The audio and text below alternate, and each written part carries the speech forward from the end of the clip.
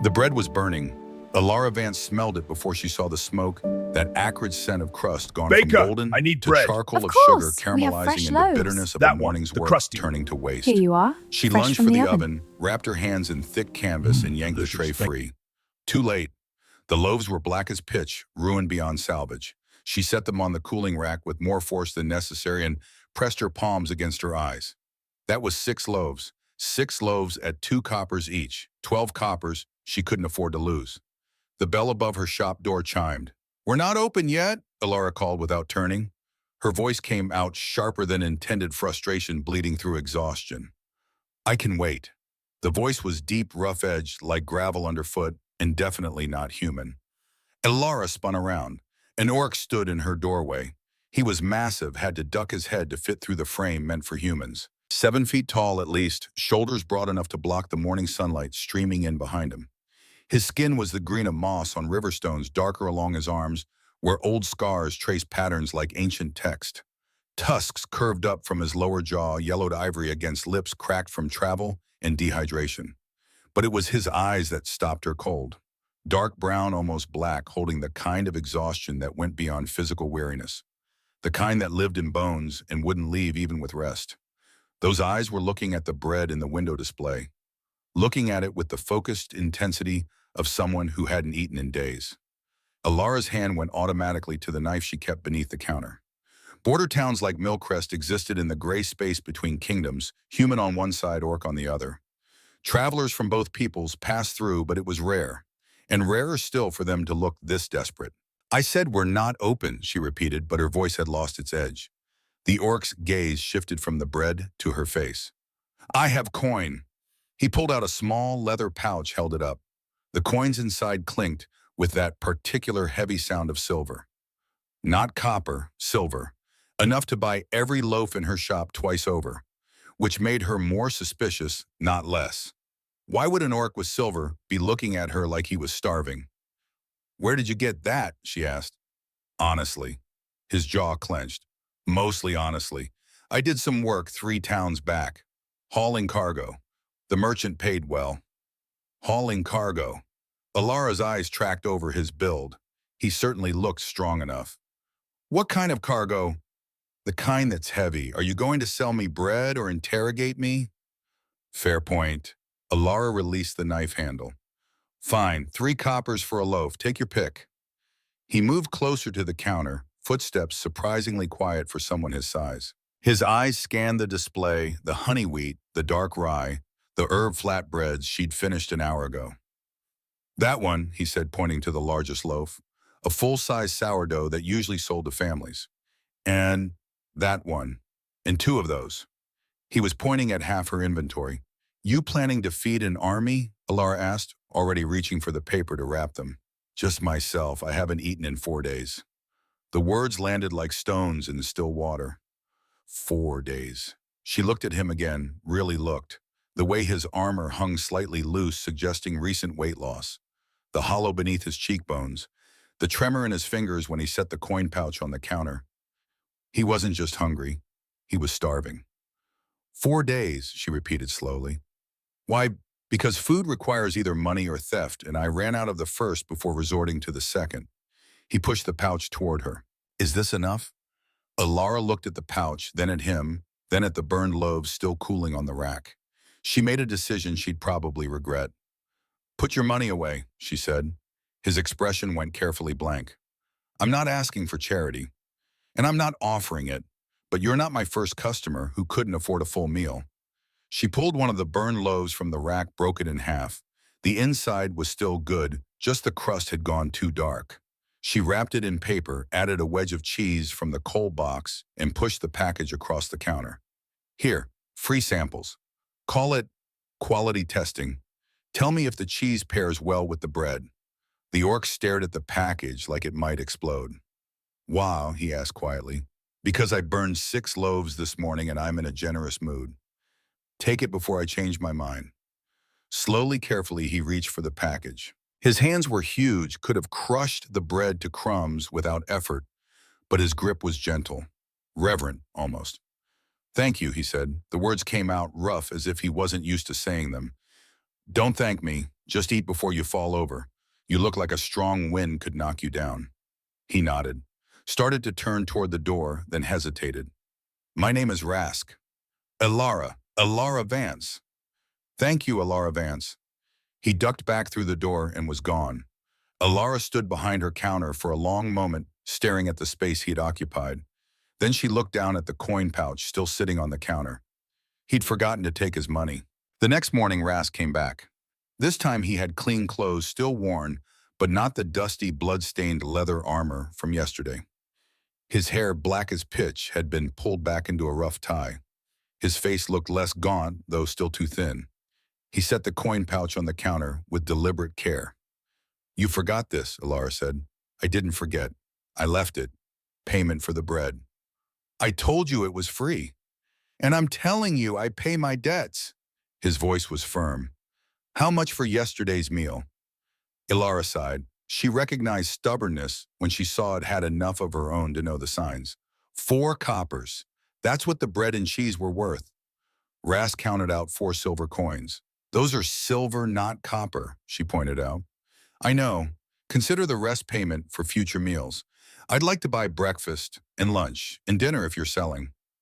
This is a bakery, not a tavern. I don't sell dinner. Then breakfast and lunch for a week. Alara calculated quickly. A week's worth of meals, 2 per day, even at generous portions. That's 14 meals. At 4 coppers each, that's 56 coppers.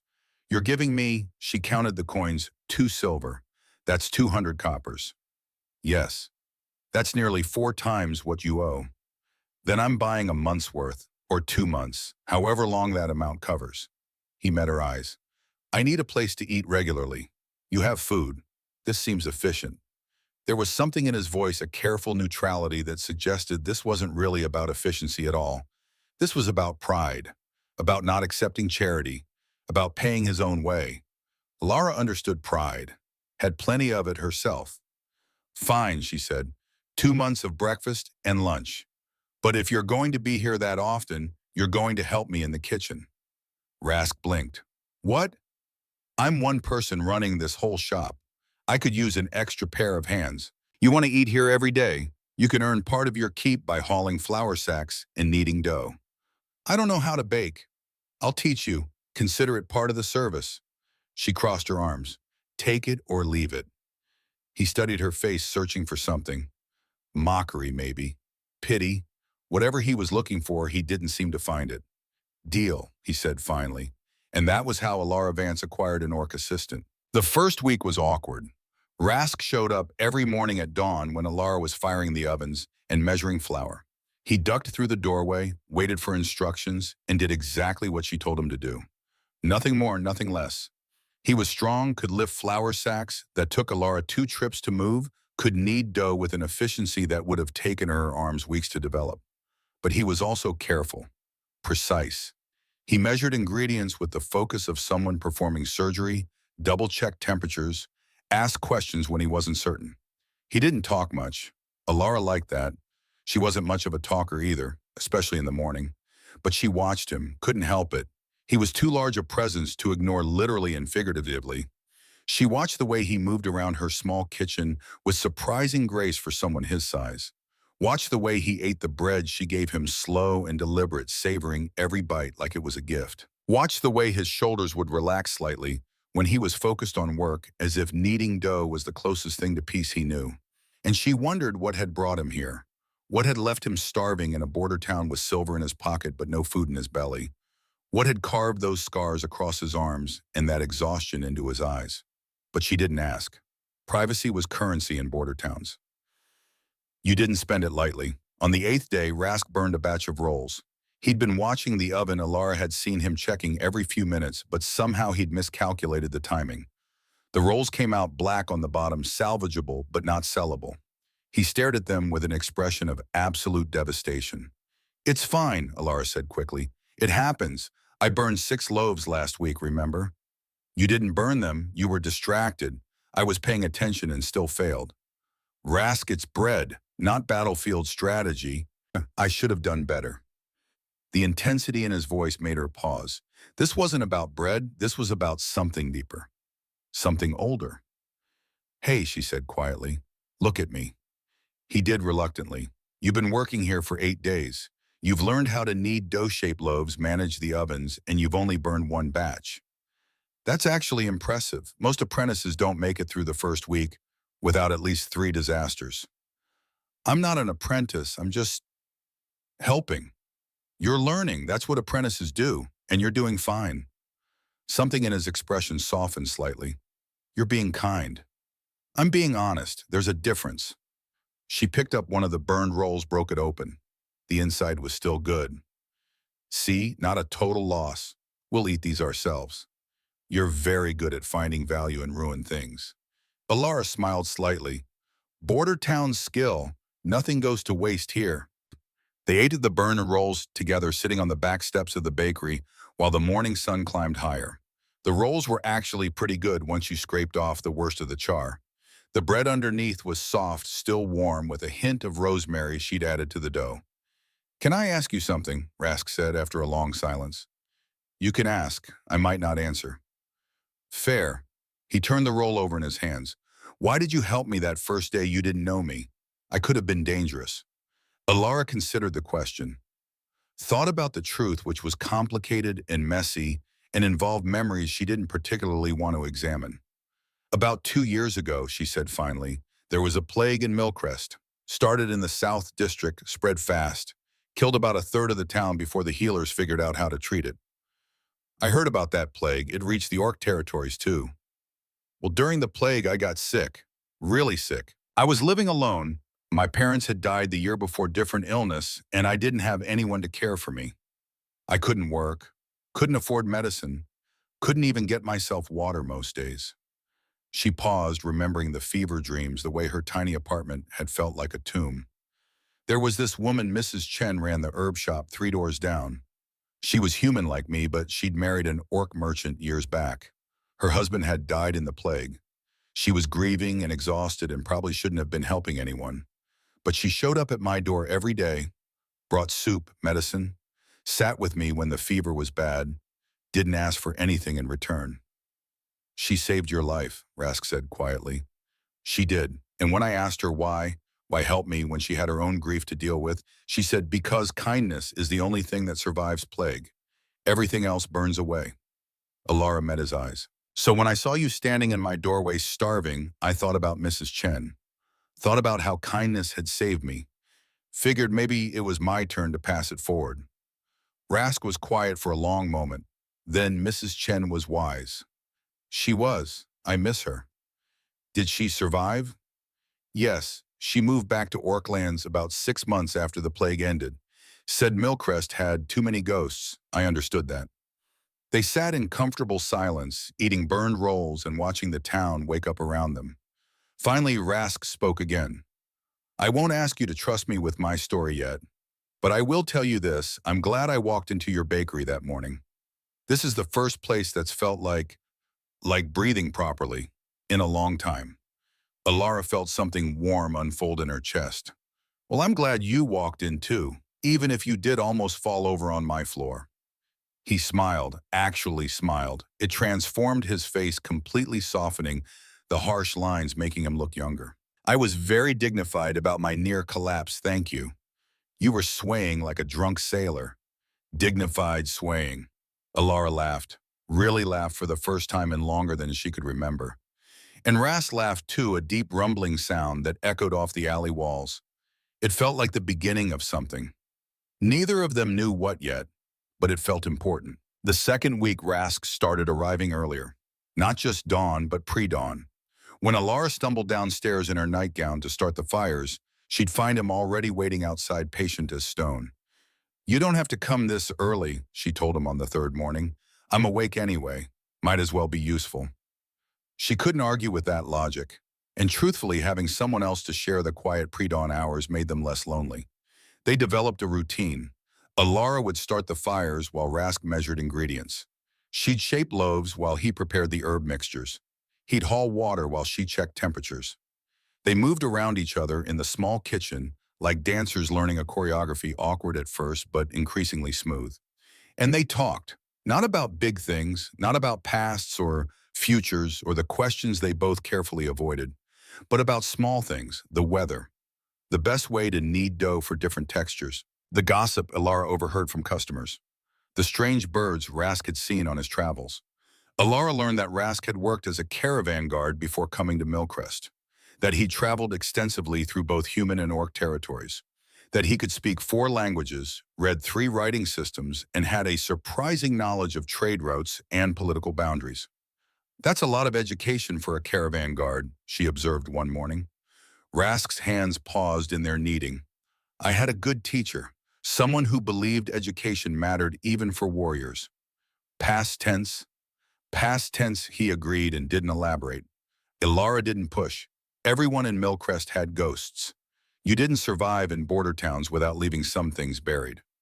But she told him about her own past, about her parents, both bakers, who taught her the trade from the time she could stand on a stool to reach the counter, about inheriting the shop when they died, about struggling to keep it afloat during the plague, about the loneliness of running a business alone in a town where trust was rare and connections rare. You could hire someone, Rask pointed out. You have customers. The business seems stable. I thought about it, but hiring means trusting someone with my livelihood. And trust, she shrugged, trust is expensive in border towns. But you trust me. Ilara looked up from the dough she was shaping. Rask was watching her with those dark eyes, something vulnerable in his expression. I guess I do, she said slowly, realizing it was true. You've had a month to rob me, poison my food, or burn down my shop. You haven't done any of those things. You show up every day, work hard, and pay for your meals, even though I told you the first one was free. Yeah, I trust you. Thank you, he said quietly. That means more than you know. The moment stretched between them, waited with things neither was ready to name. Then the oven timer chimed, breaking the spell. Bread's ready, Ilara said, moving toward the ovens. Can you get the cooling racks? Already on it.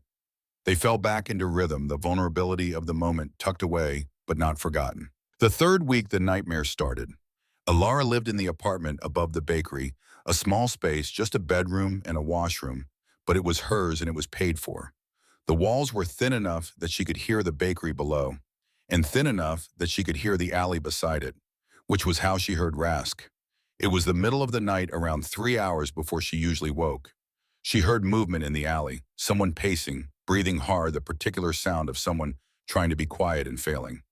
Ilara pulled on a robe and went downstairs, peered out the back door. Rask was there, sitting on the steps, where they'd eaten burned rolls, his head in his hands. His shoulders were shaking. Rask, she stepped outside. What's wrong? He looked up sharply and she saw his face in the moonlight, saw the wetness on his cheeks, the raw pain in his eyes. Sorry, he said roughly. I didn't mean to wake you. I'll go. Don't. She sat down beside him, close enough to offer presence, far enough to give him space. Talk to me. What happened? Nothing happened. Just memories. They're worse at night. What kind of memories? He was quiet for a long time. She thought he might not answer. Then, I had a brother, younger by 2 years. His name was Theron. He was good, better than me in most ways that mattered. Kinder, braver. He always saw the best in people, even when they didn't deserve it. Ilara stayed silent, letting him speak at his own pace. There was an accident 6 months ago. We were traveling, I can't tell you where or why, but we were together. There was an ambush, bandits. They outnumbered us badly. Theron told me to run, told me he'd hold them off, buy me time. His voice broke. I ran. I left him there. I survived and he didn't, and I can't stop seeing his face, hearing him tell me to run, knowing I should have stayed. The words tumbled out like a dam breaking. Ilara didn't interrupt. She just listened. And when he finally fell silent, she didn't offer platitudes. Didn't say, it's not your fault, or you did what you had to, or any of the useless phrases people said when they didn't know what else to say.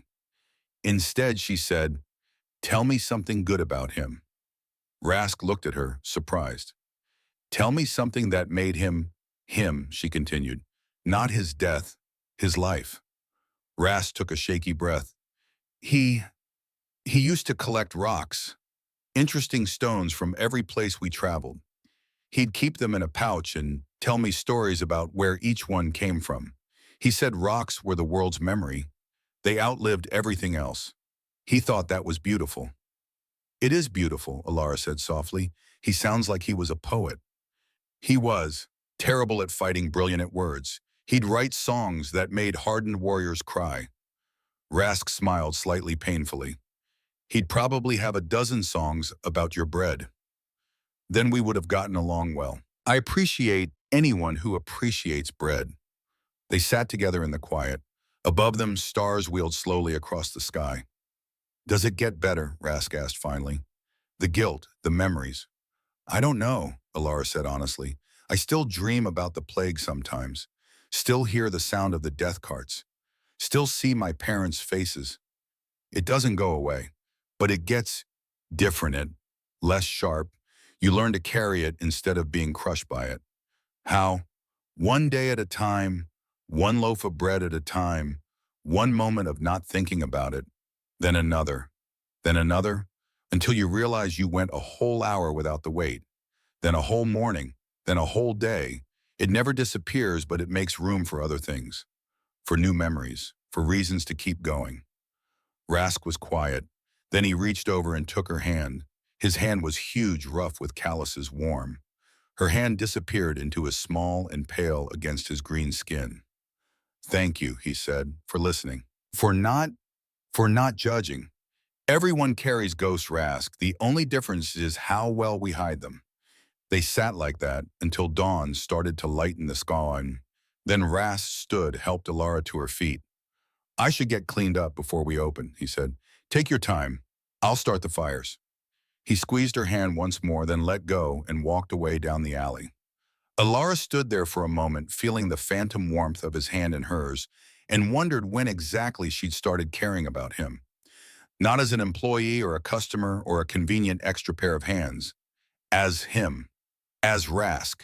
As this damaged, gentle, complicated person who'd stumbled into her bakery and somehow become important. She didn't have an answer, but she knew standing there in the pre-dawn light that something had shifted between them. Something irreversible. The fourth week, they started spending time together outside the bakery. It began accidentally, Alara had finished the morning's work early and suggested they take a walk to the market for fresh herbs. Rask had agreed, and they'd spent an hour wandering through the stalls, arguing about which herbs were worth the price and which were overrated. It became a routine. After the lunch rush, they'd close the bakery for an hour and explore the town. Millcrest wasn't large, but it was diverse, humans and orcs, and the occasional elf or dwarf, all conducting business, all maintaining the careful detente that made border towns possible. People stared at them. How could they not? A human woman and an orc man walking together, talking easily, clearly comfortable with each other. It wasn't common, wasn't normal. Alara didn't care. Rask seemed to care even less. Do you ever worry what people think? She asked him one afternoon, as they sat by the river that marked the official border between human and orc territory. About us.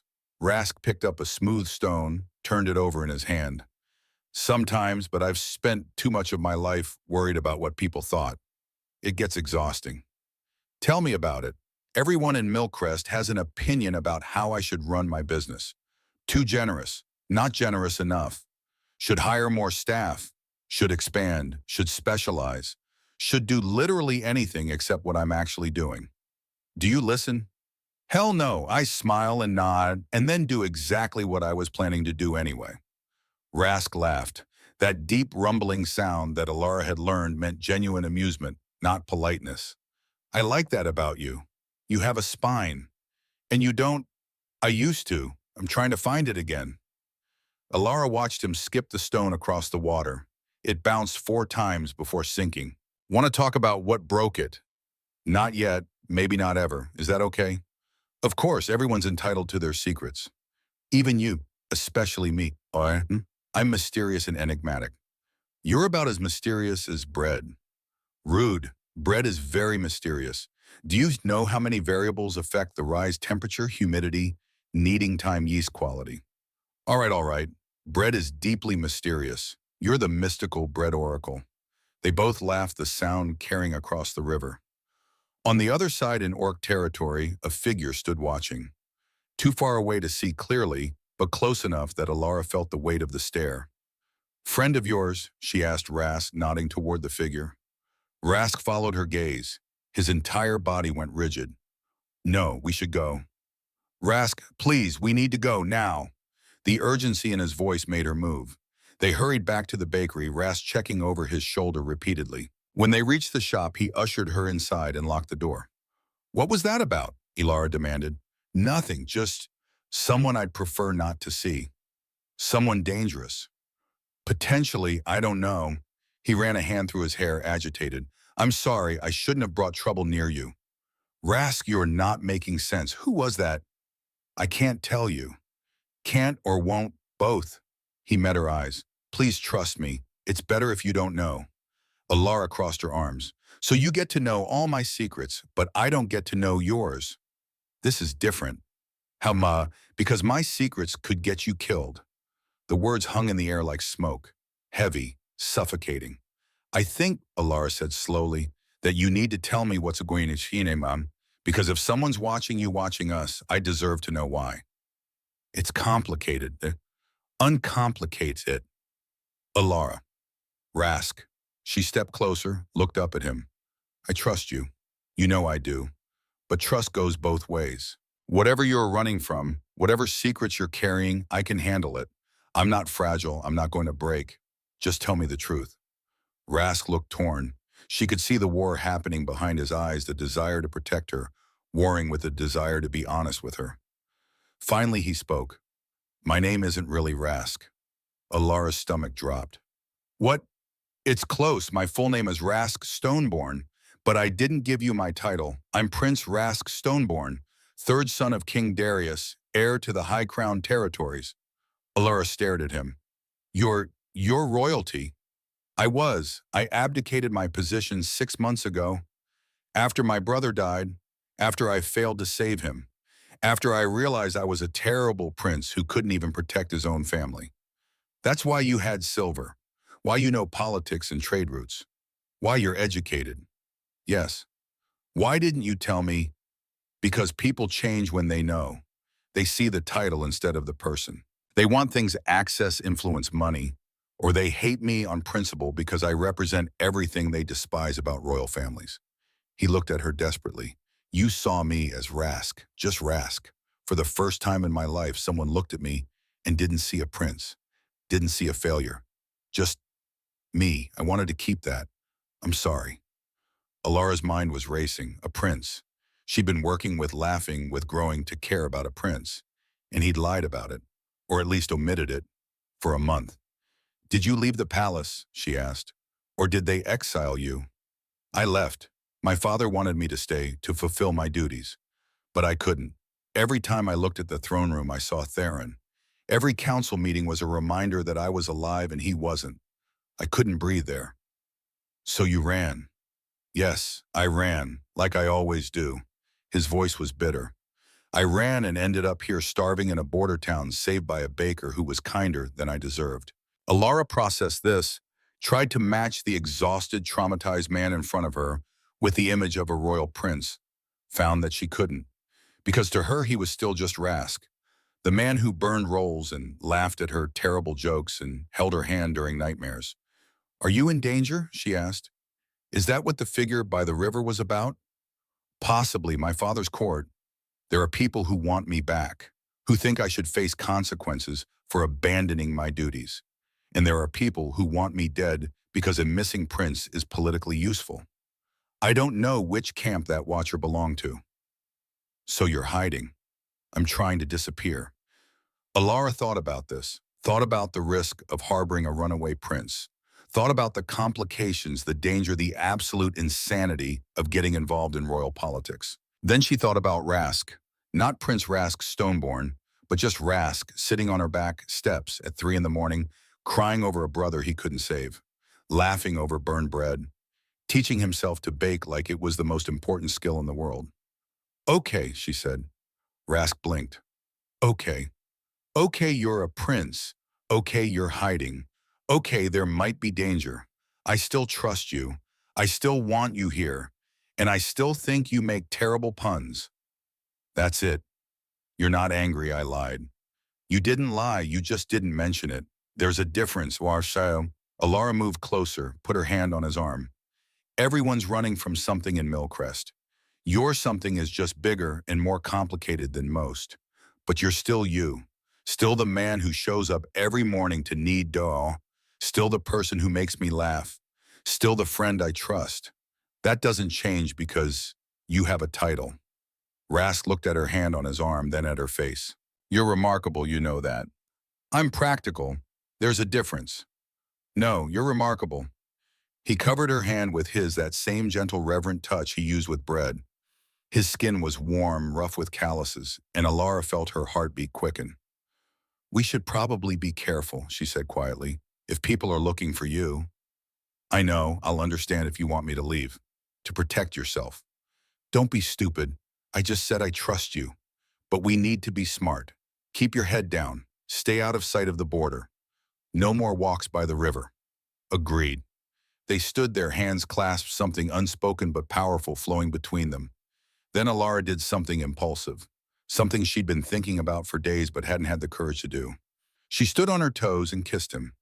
It was brief, barely more than a press of lips, but it sent electricity through her entire body. Rask went completely still, stunned. When she pulled back, his eyes were wide. Sorry, she said. Not sorry at all. I wanted to do that, before anything else complicated happened. Don't apologize. His voice was rough. Do it again. So she did. And this time he kissed her back, one hand coming up to cup her face with incredible gentleness, the other wrapping around her waist and pulling her close. He was warm and solid, and he tasted like the honey bread they'd shared that morning. When they finally broke apart, both breathing hard, Alara rested her forehead against his chest. Well, she said, this is new. Good new or bad new? Terrifying new, but good. Agreed. They stood there holding each other while outside the afternoon sun slanted through the windows and the world continued on, unaware that everything had just changed. The fifth week, they fell into a new rhythm. It was subtle to outside observers, nothing had changed. Rask still arrived at dawn, still helped with the baking, still left in the evenings. But inside the bakery, everything was different. Now when they worked side by side, their shoulders would brush, and neither would move away. Now when they talked, their eyes would meet and hold. Now when they shared meals, their knees would touch under the table. They didn't talk about what they were, didn't define it. The kiss had happened and now existed between them like a promise unspoken, but understood. Alara had never been in love before. She'd had crushes, brief infatuations, but nothing like this. Nothing that made her heart race when she heard his footsteps on the stairs. Nothing that made her day feel incomplete if they didn't laugh together at least once. She was terrified and exhilarated and completely, utterly lost in feeling she didn't know how to name. Rask seemed equally overwhelmed. He'd mentioned once briefly that he'd been engaged before. A political arrangement his father had made. It had ended when he left the palace. Did you love her? Alara had asked. I barely knew her. We'd met 3 times. She was kind, intelligent, perfectly suitable. And I felt nothing. And now I feel everything. It's terrifying. Good terrifying or bad terrifying. Both. They were learning each other. Learning what made the other laugh, what caused pain, what provided comfort. Alara learned that Rask was ticklish behind his ears, that he sang while he worked quiet orc songs in a language she didn't understand, that he had a sweet tooth that rivaled children. Rask learned that Alara talked in her sleep, that she had a terrible sense of direction, that she cried at sad stories but laughed at terrible jokes, that she touched people when she talked, small unconscious gestures, a hand on an arm, a brush of fingers that spoke to the warmth beneath her practical exterior. They were building something. Neither knew exactly what, but it felt important. It felt real. Then on the last day of the 5th week, everything shattered. They were closing up the bakery, working in comfortable silence when the door burst open. 3 orcs entered. Warriors, clearly they moved with the disciplined precision of trained soldiers. Their armor bore the crest Rask had briefly described the High Crown territories. The royal family, the leader, a scarred orc woman with commander insignia, locked eyes on Rask. Prince Rask Stoneborn, she said formally. Your presence is required at the palace immediately. Alara felt Rask go rigid beside her. I'm no longer a prince, Commander Thara, he said quietly. I abdicated. I have no place at the palace. Your abdication was never formally recognized. King Darius is dying. You and your remaining brother are needed to determine succession. The words landed like hammer blows. King Darius. Dying. How long? Rask's voice was barely a whisper. Days, perhaps a week. He's asking for you. Rask looked at Alara. She saw everything in his face, the conflict, the pain, the impossible choice forming. I need a moment, he told Commander Thara. We don't have time. I said I need a moment. His voice held command now, the prince emerging. Wait outside.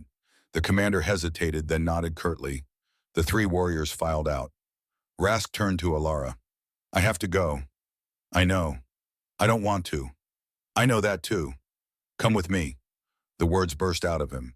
Come to the palace. Be with me. I can't face this alone. Alara's heart clenched. Rask, I'm a baker. I don't belong in a palace. You belong wherever you choose to be, and I choose you, please. She looked at him, this impossible man, this prince who kneaded dough and told terrible jokes and held her like she was precious. This man she'd somehow fallen in love with over burned bread and dawn conversations. If I come, she said slowly, I'm not changing who I am. I'm not going to curtsy and wear fancy dresses and pretend to be someone I'm not. I don't want you to. I want you exactly as you are. And if they don't accept me, your family, the court, then they'll have to learn to live with disappointment. I'm done living my life for other people's approval. Alara took a breath, made a decision that felt insane and necessary and terrifying. Okay, I'll come, but first I need to close up the bakery properly. Give me 10 minutes. Rask's face flooded with relief. Take 15. Thank you. Thank you. She spent the next 15 minutes in a blur, closed accounts, left a note for her supplier, packed a bag with practical clothes and her mother's recipe book, stood in the middle of her bakery, her home, her life's work, and wondered what she was doing. Then she looked at Rask waiting in the doorway and knew. She was choosing love, choosing possibility, choosing the terrifying unknown over the safe familiar. She was choosing him. Ready, he asked. No, let's go anyway. They stepped out into the street together. The warriors were mounted on huge horses bred for orc riders. A fifth horse waited for Rask and a smaller one for Alara. As she climbed into the saddle, Alara looked back at her bakery one more time. Then she turned forward toward Rask, toward the unknown, and rode away from everything she'd ever known. The journey had begun. The high-crowned palace was carved into the side of a mountain. Alara had heard descriptions everyone in the border territories had, but descriptions couldn't capture the sheer overwhelming scale of it. The palace wasn't built so much as hewn from the mountain itself, thousands of tons of granite, shaped into halls and towers and battlements. It rose 7 stories above the mountain road and descended at least 3 more levels below. Banners bearing the royal crest, a crown atop 2 crossed hammers, snapped in the wind. It was impressive, it was intimidating, it was absolutely terrifying. Alara had been riding for 2 days. 2 days of sore muscles and sleeping on the ground and trying not to think about what waited at the journey's end. Rask had ridden beside her the whole way close enough that their stirrups occasionally knocked together. They hadn't talked much. The warrior set a punishing pace that didn't allow for conversation, but his presence had been a constant comfort. Now looking at the palace, Alara felt that comfort slipping away. It's big, she said. Her voice came out smaller than intended. It's absurd, Rask agreed. My great-great-grandfather was compensating for something, probably his terrible personality. Despite her nerves, Alara laughed. Did you just insult your own ancestor? He carved his face into a mountainside. He deserves insult. Commander Thara, who'd been maintaining a stoic silence for 2 days, made a sound that might have been a suppressed laugh. They rode through the gates, massive iron things that took 6 guards to operate, and into the outer courtyard. Alara had expected it to be military austere. Instead, there were gardens, actual gardens with flowers and fruit trees and fountains. Orc children played near one fountain, supervised by nurses.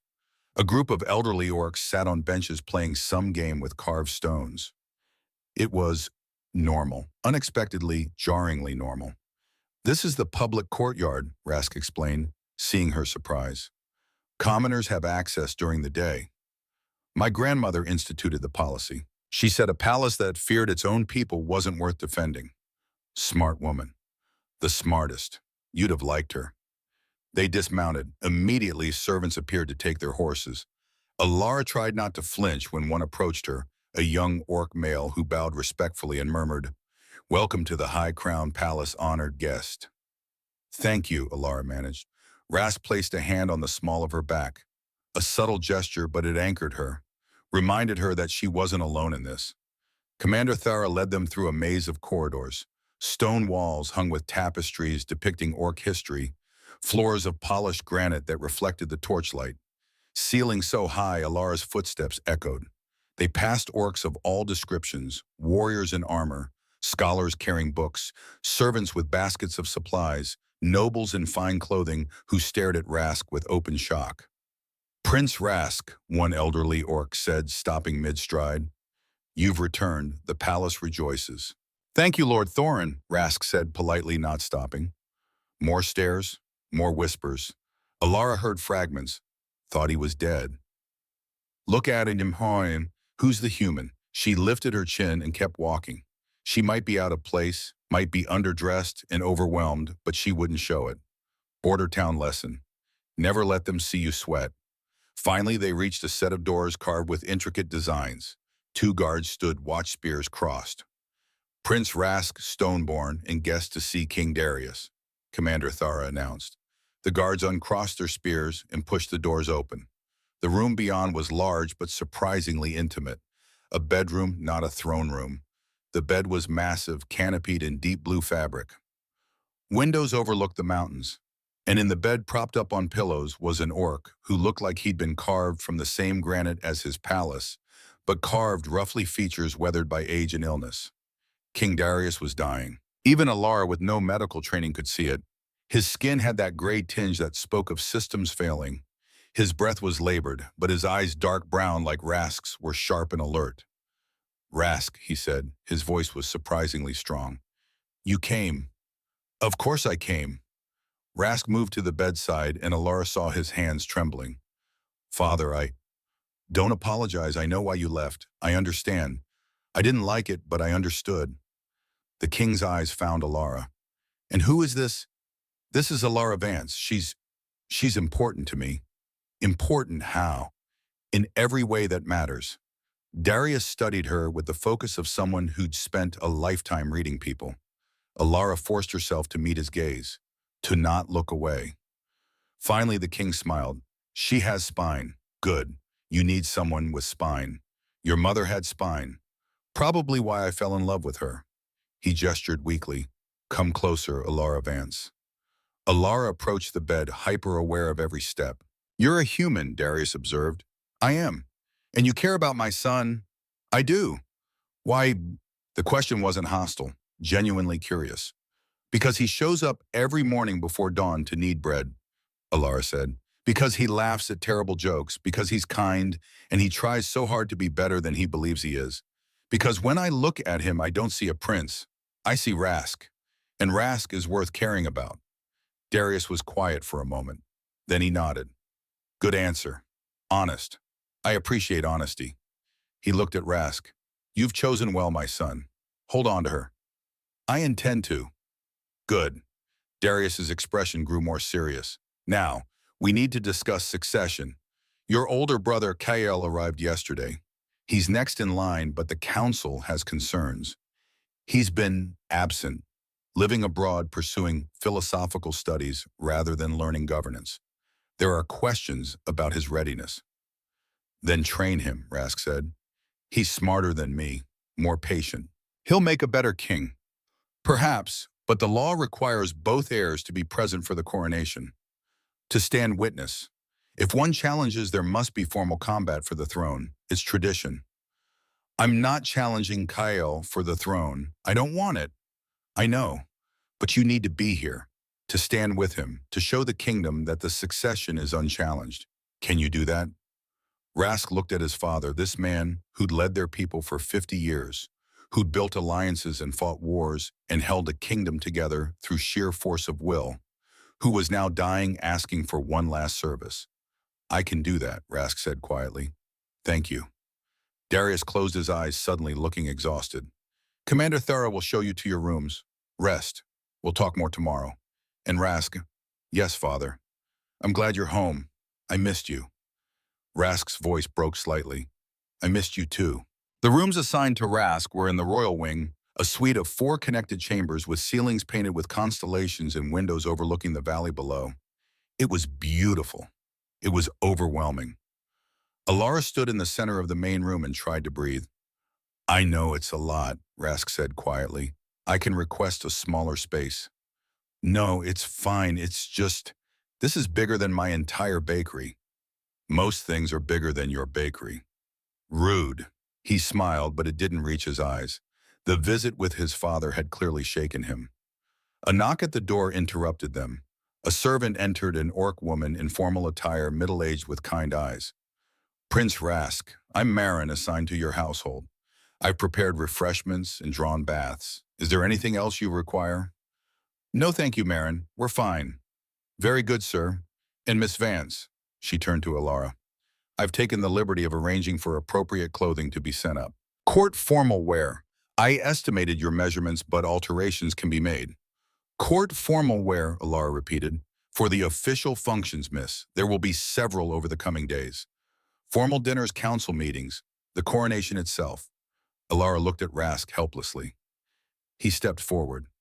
Marin, Miss Vance she's not accustomed to court protocols. I understand, sir, which is why I'll also send up a protocol advisor. Someone to help navigate the more complicated social situations. That won't be necessary. It's fine, Alara interrupted. I'll take the help. I'd rather look like an idiot in private than in front of the entire court. Marin smiled. A wise attitude, miss. I'll send up Lyra. She's excellent with newcomers. After Marin left, Alara sank into a chair. What have I gotten myself into? My world, unfortunately. Rask knelt beside her chair. You don't have to do this, any of it. I can have Marin arrange a quieter space for you, somewhere away from the formal events. So I can hide while you face this alone. That's not what I came here for. You came here because I asked, possibly begged. I shouldn't have. This isn't fair to you. Rask. She took his face in her hands, made him look at her. I chose to come. Chose to be here. Chose you. Stop trying to protect me from my own choices. I just don't want you to regret this.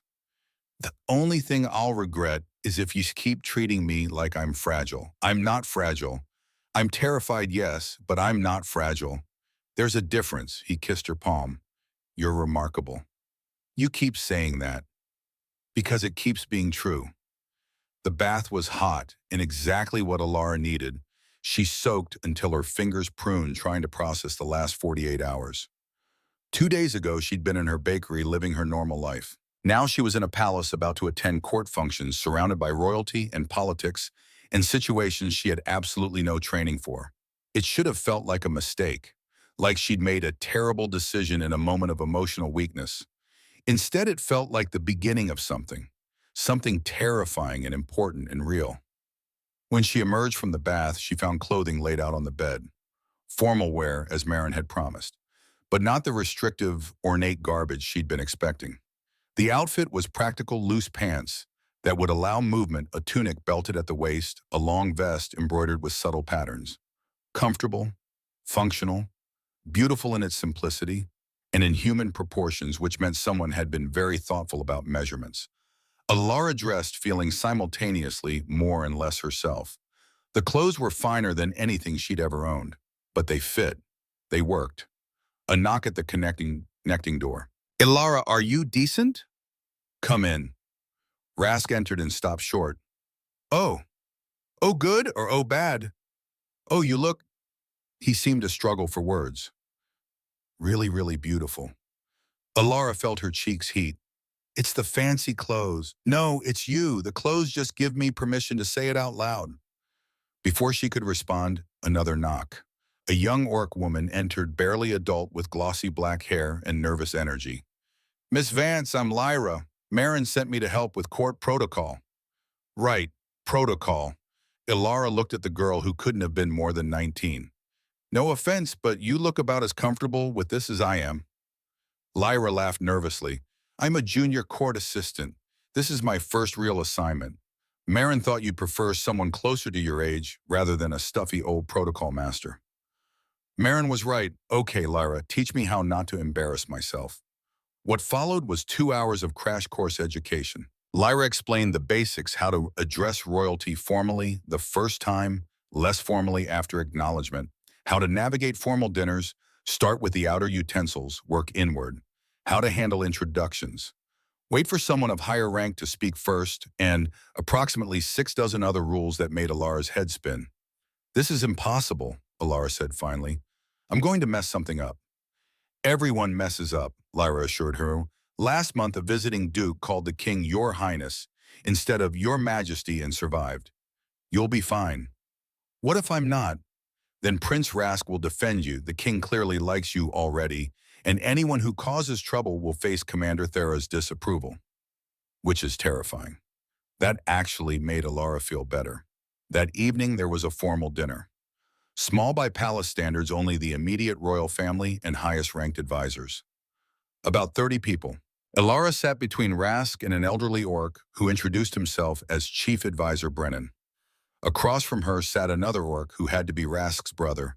Same dark eyes, same strong features, but leaner, and with an air of distraction, like his body was present, but his mind was elsewhere. You must be Alara, the brother said. I'm Kael, the other disappointing son. Kael, Rask said warningly. What it's true, father wanted warriors and statesmen. He got a soldier with trauma and a philosopher with no practical skills. Poor man. Father is proud of both of you, Chief Advisor Brennan said firmly. Father is too kind to say otherwise. But Kael smiled slightly. It's good to see you, brother. It's been too long. It has. Rask's voice was complicated warmth and guilt and something else. How have you been? Studying, writing, avoiding responsibility, the usual. The dinner proceeded with a formality that made Alara intensely uncomfortable. Multiple courses, elaborate presentations, conversations conducted in the kind of careful diplomatic language that said everything and nothing. She mostly stayed quiet, ate when others ate, drank when others drank, and tried not to do anything memorable. Then an older orc woman, Lady Sareth, based on the introduction, addressed her directly. Miss Vance, we understand you're a baker. The table went quiet, everyone listening. I am, Alara said. How interesting. And how exactly did you meet Prince Rask? The question wasn't friendly, it was a test. Alara could feel Rask tensing beside her. He walked into my bakery starving, Alara said simply. I fed him. Then he stayed to help with the work. We became friends. Friends, Lady Sareth's tone suggested the word meant something else. Something improper. Yes, friends. Is that complicated? For a prince and a commoner, generally yes. Then perhaps the complication is with the system, not the friendship. Several people inhaled sharply. Lady Sareth's eyes narrowed, but Chief Advisor Brennan laughed a genuine warm sound. Well said, Miss Vance. Well said. Lady Sareth looked like she'd swallowed something sour but said nothing else. The dinner continued. Alara had apparently passed some tests because the questions afterward were more genuine, less hostile. After dinner, Rask pulled her aside in the corridor. That was brilliant, he said. The way you handled Lady Sareth. Most people either crumble or get defensive. You just stated facts and moved on. She was being rude. I don't do well with rude. Neither do I, which is why we're a good team. They walked through the corridors together, heading back to their rooms. The palace was quieter now, most residents settling in for the evening. This is strange, Alara said. All of this. 2 days ago, I was measuring flour. Now I'm having dinner with royalty and wearing fancy clothes and trying to remember which fork to use. Are you regretting coming? No, but I'm also not sure I belong here. You belong wherever you choose to be. That's idealistic. Maybe, but it's also true. Rask stopped, turned to face her. Alara, I know this is overwhelming. I know you're out of your element. But please believe me when I say that you're handling this better than most people would. You're brave and clever, and you don't let people intimidate you. Those are exactly the qualities that matter here. I'm terrified every second. So am I. We can be terrified together. She kissed him then right there in the corridor where anyone might see. And he kissed her back, cupping her face with those gentle hands holding her, like she was precious. When they pulled apart, a voice cleared behind them. They turned to find Kael watching with an amused expression. Sorry, he said. Didn't mean to interrupt. Just wanted to say welcome to the family Alara. If you can deal with Rask's terrible mood and worse jokes, you're clearly stronger than the rest of us. Hey, Rask protested. It's true and you know it. Anyway, I'm glad you're here, both of you. This place has been unbearably grim without someone to lighten it. Kael nodded at them both and continued down the corridor. I like your brother, Alara said. Everyone likes Kael. It's annoying. You like him too. Unfortunately, yes. They continued to their rooms, and for the first time since arriving at the palace, Alara felt like maybe possibly she could navigate this world after all. The next 3 days passed in a blur of protocol meetings and increasingly comfortable navigation of palace life. Alara quickly learned the rhythms. Mornings were for formal business council meetings, diplomatic sessions, audiences with nobles. She wasn't required to attend most of these, but Rask insisted she be present for the informal gatherings, the meals where real decisions were made. Afternoons were hers. She explored the palace, got hopelessly lost, twice discovered a library that rivaled small cities, and spent hours reading about orc history and culture. Knowledge was power, and she'd need all the power she could get. Evenings were formal dinners increasingly attended by nobles who'd heard about the king's declining health and came to position themselves for the transition of power. Ilara watched the political maneuvering with fascination. It was like a very polite, very dangerous dance. Alliances formed and dissolved based on subtle conversations. Promises were made without anyone actually saying anything concrete. Power moved like water flowing toward those who knew how to channel it. This is exhausting, she told Rask one evening after a particularly tense dinner. How do you keep track of it all? Years of practice. And by practice, I mean years of being terrible at it until I learned. Were you really that bad? I once insulted 3 nobles in a single sentence without realizing it. My father didn't speak to me for a week. What did you say? I commented that their new alliance was refreshingly pragmatic, which apparently meant I was calling them opportunistic traitors who abandoned their principles for advantage. Were they? Absolutely, but you're not supposed to say it out loud. Alara laughed. This was what she loved about him, the way he could navigate formal protocols, while also acknowledging how ridiculous they often were. On the 4th day, King Darius took a turn for the worse. Alara heard the commotion, running footsteps, urgent voices, and found Rask white-faced in the corridor. He's dying, Rask said. Today, maybe tomorrow, but soon. They went to the king's chamber. It was crowded now, healers, advisors, family. Darius lay in his bed, breathing shallow skin, the gray of stone. But when he saw Rask, he smiled weakly. My son, come closer. Rask knelt beside the bed. Alara hung back, giving them privacy. I'm proud of you, Darius said. His voice was barely a whisper. I know I didn't say it enough, but I am. You're a good man, better than I deserved. Father, please. Let me finish. I'm dying. That means I can say whatever I want. He managed a weak laugh that turned into a cough. Your brother Kael will be king. He's ready, more ready than he thinks. But he'll need you, need your strength, your honesty. Will you stay? Help him? I'll stay as long as he needs me. Good. And that woman Alara, hold on to her. Women like that don't come along often. Your mother was like that. Fierce, honest. Wouldn't let me get away with any nonsense. I intend to hold on very tightly. Good. Darius's eyes closed. I'm tired now, so tired. But I'm glad you came home. Glad I got to see you one more time. I'm glad too, Father. Tell Kael, tell him he'll be a good king. Better than me. You were a great king. I was an adequate king who tried very hard. That's different. Darius's breathing was slowing. I love you, my son. Both my sons. Remember that. I love you too. They sat with him as he faded, Rask on one side, Kael on the other. Alara stayed back witnessing, but not intruding, as King Darius Stoneborn took his final breath. The silence that followed was profound. Then Kael stood. The king is dead. Long live the king, the advisors responded formally. Just like that, power transferred. KL was king now. Rask was something else. No longer heir, no longer prince in any meaningful way, just Rask. The funeral was held 3 days later, elaborate formal with representatives from every corner of the kingdom.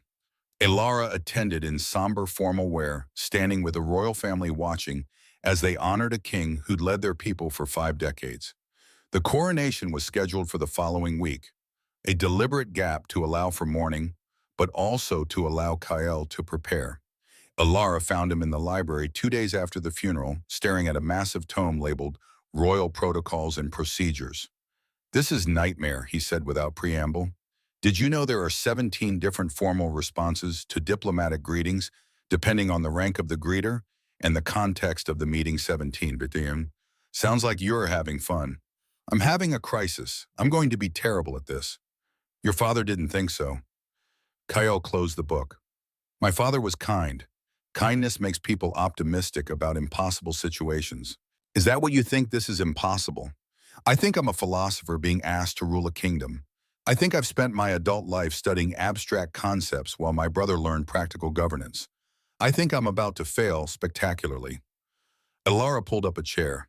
"Can I tell you something as someone who has exactly zero royal training? Please. You're scared because you care. People who don't care aren't scared, they just assume they'll be fine. But you care enough to be terrified of failure. That's actually a really good quality in a leader. Or it's paralyzing anxiety. It's both. But the caring part matters more than the anxiety part." Kale studied her. "No wonder Rask loves you. You're annoyingly sensible." "Thank you." It was a compliment, mostly. He reopened the book. "Will you stay?" "After the coronation, Rask will need support. And honestly, so will I.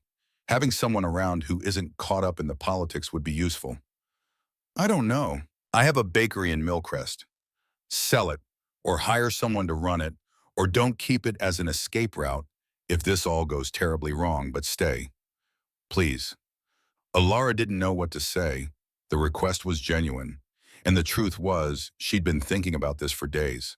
About what came next. About whether she could really build a life here in this impossible place with Rask. "I'll think about it," she said finally. "That's all I ask."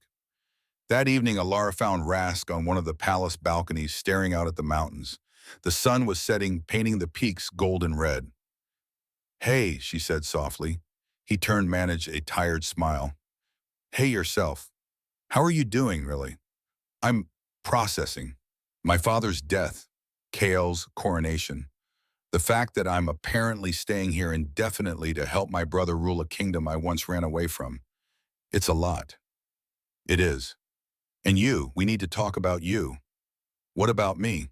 "About whether this is what you want. Staying here, dealing with court politics, informal dinners, and people like Lady Sareth who think you're beneath me."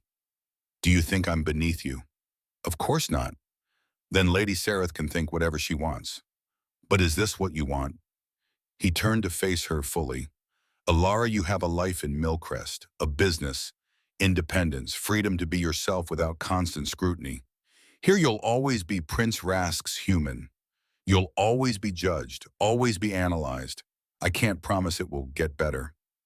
"Are you trying to talk me into leaving?" "I'm trying to make sure you're staying for the right reasons." Elara thought about it, really thought about her bakery, her safe space, her predictable life, about Millcrest, where she knew everyone and everything was familiar. Then she thought about Rask, about the way he looked at her like she was remarkable, about the way they worked together in comfortable silence, about the way he held her when she was scared and made her laugh when she was serious. "I'm staying," she said, "not for the palace or the politics or any grand reason. I'm staying because you're here, because we make sense together, because I'd rather face all of this with you than have peace and safety without you." "You're sure?" "I'm terrified, but I'm sure." He kissed her, then deep and desperate and relieved. And Elara kissed him back, pouring everything she felt into it, all the fear and hope and love she didn't quite know how to say out loud yet. When they pulled apart, Rask rested his forehead against hers. "I love you," he said quietly. "I don't think I've said that yet, but I do. I love you." "I love you too, even though you're a terrible baker and you tell the worst jokes." "My jokes are excellent. They're objectively terrible. You laugh at them.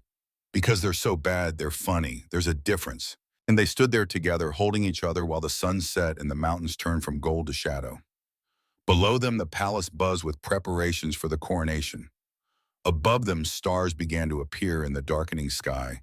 And between them, something solid and real and permanent was forming. Something that would have to survive the challenges ahead. But for now, in this moment, it was enough. The week before the coronation brought unexpected challenges. First, there was the issue of Alara's official position. She wasn't staff. She wasn't nobility. She wasn't even officially Rask's partner. They hadn't formalized anything, hadn't made any declarations, which meant she existed in a kind of bureaucratic limbo. Chief Advisor Brennan solved this by creating a position, cultural liaison to the prince. It was deliberately vague, meant nothing practical, but gave her official standing and a reason to be present at court functions. "This is ridiculous," Alara told Rask. "I'm not a cultural anything. You're human. You understand human perspectives in a way most of the court doesn't. That's actually valuable. I run a bakery." "You ran a bakery in a border town where humans and orcs coexisted peacefully. That's literally cultural liaison work. You just didn't have a fancy title for it." When he put it that way, she supposed he had a point. Second, there was the issue of Lady Sareth and her increasingly vocal opposition to Alara's presence. It came to a head at a formal dinner 5 days before the coronation. Lady Sareth, emboldened by wine and the support of a few like-minded nobles, addressed the table at large. "It's inappropriate," she announced, "for a human of no rank to be given such access to the royal family. It sets a dangerous precedent. What's next? Shall we give elves seats on the council? Invite dwarves to state dinners?" The table went quiet. Everyone looked at Alara. Alara, remembering Lyra's advice about waiting for someone of higher rank to speak first, stayed silent and calm. Rask was not calm. "Lady Sareth, you will apologize to Alara immediately." "For stating facts, I think not. For being deliberately insulting to an honored guest of this court. Guest, she's here because you brought her, not because she has any legitimate enough." Kale's voice cut through the argument. He'd been quiet most of the dinner, but now he stood. "Lady Sareth, I understand your concern for protocol. I appreciate tradition as much as anyone. But Miss Vance is here at my brother's invitation and with my explicit approval. She has been granted a formal position and has conducted herself with grace and dignity since arriving. If you cannot treat her with the respect her position deserves, perhaps you should reconsider your attendance at court functions." Lady Sareth turned red. "Your Majesty, You merely insulted a guest of the crown, in front of witnesses, using language designed to humiliate rather than to raise genuine concerns." Kale's voice was mild, but steel ran underneath. "If you have concerns about protocol or precedent, raise them with Chief Advisor Brennan in the proper channels. But you will not use formal dinners to air personal grievances disguised as policy objections. Am I clear?" "Yes, Your Majesty." Lady Sareth's voice was tight. "Good. Then I believe you have an apology to deliver." "I apologize, Miss Vance," Lady Sareth said through gritted teeth. "Apology accepted," Alara said simply. The dinner continued, a conversation resuming cautiously. But Alara noticed that no one challenged her presence after that. Later in their rooms, Rask was still furious. "I should have said something earlier. Should have shut her down the first time Kale handled it perfectly." Alara interrupted. "He's the king. His word carries more weight than yours would have. I still want to defend you. And I appreciate that, but I don't need defending from words. I grew up in a border town, remember? I've dealt with plenty of people who thought I didn't belong somewhere. How did you deal with them?" "Ignored them mostly, proved them wrong occasionally. The trick is not to engage unless absolutely necessary. If you fight every petty insult, you'll spend your whole life fighting. That's actually wise." "I know. I'm occasionally wise. It's very annoying." He pulled her close, kissed her forehead. "What did I do to deserve you?" "Fed a starving orc. Best decision you ever made." "Second best." "What was the first? Coming back to find you again the next day." The coronation was magnificent. Ilara had never seen anything like it. The ceremony took place in the throne room, a massive space carved from the mountain itself with a ceiling that rose 50 feet and windows that let in shafts of colored sunlight. Hundreds of nobles packed the space arranged by rank and precedent in a configuration that had probably taken weeks to organize. Alara stood with the immediate royal family wearing formal attire that Marin had insisted was appropriate for her position. The ceremony itself was long filled with rituals that had been performed for centuries. Oaths were spoken, symbols of power were transferred. Kael knelt then rose as king. Through it all, Rask stood straight and steady, supporting his brother, witnessing the transfer of power that meant he was no longer heir to anything except his own choices. After the ceremony, there was a feast, and then dancing, which was where things got interesting. "I don't know how to dance," Alara hissed at Rask as nobles began pairing off. "Neither do I. We'll fake it." "That's a terrible plan. Do you both have a better one?" She didn't. So they stepped onto the floor together, and Rask took her hand, and they attempted something that might charitably be called dancing if you were feeling very generous. They were terrible. Absolutely objectively terrible. They stepped on each other's feet, lost the rhythm twice, and ended up laughing so hard they had to stop. Around them, nobles stared with open shock. "This is undignified," Alara whispered. "Probably. Want to stop?" "Absolutely not." They kept dancing badly joyfully, not caring what anyone thought. And slowly, other couples started to relax, started to laugh, started to dance less formally. By the end of the evening, the throne room was filled with laughter and music and the kind of celebration that felt real instead of performed. "You're good at this," Kael told Alara later during a quiet moment. "Making people forget to be so rigid. It's a valuable skill." "I just wanted to have fun." "Exactly. Most people at court forgot how to have fun years ago. You reminded them. That matters." The celebration lasted until dawn. When it finally ended, Alara and Rask stumbled back to their rooms exhausted and happy. "So," Rask said, collapsing onto the bed, "you've officially survived a coronation. How do you feel?" "Like my feet are going to fall off. Dancing was a mistake." "A fun mistake." "The best kind." She lay down beside him. "Your brother is officially king now." "He is." "How do you feel about that?" "Relieved mostly. Kael will be good at this. Better than I would have been. I can support him without the weight of the crown on my own head." "And what about us? What happens next?" Rask rolled to face her. "That depends. What do you want to happen?" "Honestly, I want to go back to Millcrest. Reopen the bakery. Teach you how to properly knead dough without creating dense bricks. Live a normal life." "That sounds nice. But, but I also want to be here when Kael needs me. Want to help him build something better than what we inherited. Want to prove that humans and orcs can work together, can understand each other." "So we're torn between two worlds." "Seems like it." They lay in silence, both thinking. Then Alara said, "What if we do both?" "Both. Spend half the year here helping Kael being part of the court. Spend the other half in Millcrest running the bakery living normally. Bridge the gap between the two worlds." Rask thought about this. "That could work. It would mean a lot of travel." "I like traveling now. Gets me out of my comfort zone." "You're serious about this?" "I'm serious about you. Everything else we'll figure out." He kissed her then, deep and slow and full of promise. When they pulled apart, he said, "Marry me." Alara blinked. "What? Marry me? Not for political reasons or alliances or any formal nonsense. Just marry me. Be my partner officially. Build this strange, complicated, wonderful life together." "That's the most unromantic proposal I've ever heard." "Is that a no?" "It's a you can do better than that." Rask sat up, pulled her up with him, took both her hands. "Alara Vance, you walked into my life when I was broken and starving. You fed me bread and kindness and asked nothing in return.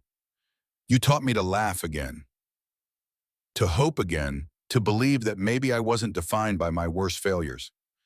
You're brave and smart, and you make terrible puns, and you're the best thing that's ever happened to me. Will you marry me?" "Much better." She was crying now, happy tears that she didn't try to hide. "Yes, obviously yes." He kissed her, and then they were both laughing and crying and holding each other while outside the sun rose on the first day of Kikel's reign. The first day of their new beginning. The complicated, terrifying, beautiful future they would build together. The wedding took 3 months to plan. Not because Alara and Rask wanted an elaborate ceremony, quite the opposite, but because every decision became a political statement, every choice analyzed, every detail scrutinized by nobles who saw the union as either a dangerous precedent or a necessary evolution. We could just elope, Rask suggested one evening after a particularly frustrating meeting about table arrangements. Tempting, Alara admitted, but your brother would kill us. He's using this wedding to make a statement about unity and cooperation. If we run off and get married by some random priest in the woods, we undermine that. I hate it when you're right. Get used to it. I'm right frequently. Chief Advisor Brennan had assembled a team to handle the logistics. The ceremony would blend human and orc traditions, a deliberate choice to symbolize what the marriage represented. Half the ceremony in the palace throne room, half in the human temple in the valley below. Vows spoken in both languages, witnesses from both peoples. The guest list alone took 2 weeks to finalize. Too many nobles invited and it became exclusive. Too few and people felt slighted. Inviting humans from the border territories opened questions about which ones. Not inviting them suggested the marriage wasn't really about unity at all. Alara hated every minute of the planning, but she endured it because it mattered, because symbols mattered, because this wedding wasn't just about her and Rask, it was about proving that different worlds could merge. The dress was another complication. Orc wedding traditions called for armor, symbolic protection for the joining of households. Human traditions call for elaborate gowns, symbolic beauty and new beginnings. I'm not wearing armor, Alara told Marin flatly. I can barely walk in regular formal wear. Armor would be a disaster. Then perhaps a compromise, Marin suggested. A gown with armored elements, decorative chainmail shoulders, something that honors both traditions. They settled on a design that made Alara feel both powerful and beautiful. A flowing gown in deep blue Rask's favorite color with subtle steel threading that caught the light. Sleeves that incorporated delicate chain patterns. A bodice that suggested armor without the weight. When she tried it on for the first time, she barely recognized herself. You look like a warrior queen, Lyra breathed. I look like I'm playing dress-up. You look like you're getting married to a prince and making everyone who ever doubted you realize they were wrong. That Alara decided she could live with. The night before the wedding, King Kale hosted a private dinner. Just family Rask, Alara, Commander Thara, who'd become something like an aunt to the royal brothers and Chief Advisor Brennan. Tomorrow you'll be officially family, Kale said, raising his glass. Which means I can stop being polite and start being honest about how annoying Rask actually is. I'm delightful, Rask protested. You're stubborn, dramatic, and you steal my books without asking. That was one time. 7 times I'm counting. Alara laughed. This was what she loved about these moments, when the formality dropped and they were just people who cared about each other. Seriously though, Kale continued, his tone softening. I'm glad you're joining our family, Alara. You make my brother happy. You make him better. And you've made this court less suffocating just by being yourself. Thank you for that. You're welcome, though I'm not trying to make anyone better. I'm just trying to survive court politics without accidentally insulting someone important. You insulted Lady Sarah 3 times last week, Commander Thara observed. She deserved it every time. Agreed, but still, you're doing fine. After dinner, Rask walked Alara back to her rooms. She was staying in guest quarters tonight, another tradition keeping the bride and groom separated the night before the wedding. Tomorrow, Rask said, holding both her hands, tomorrow you'll be my wife. Tomorrow you'll be stuck with me permanently. Last chance to back out. Not a chance. You're the best thing that ever walked into my life. I'm not letting you escape. Even though I can't dance. Especially because you can't dance. It's endearing. She kissed him, slow and sweet and full of promise. I love you, Rask Stoneborn. All of you. The prince and the baker and everything in between.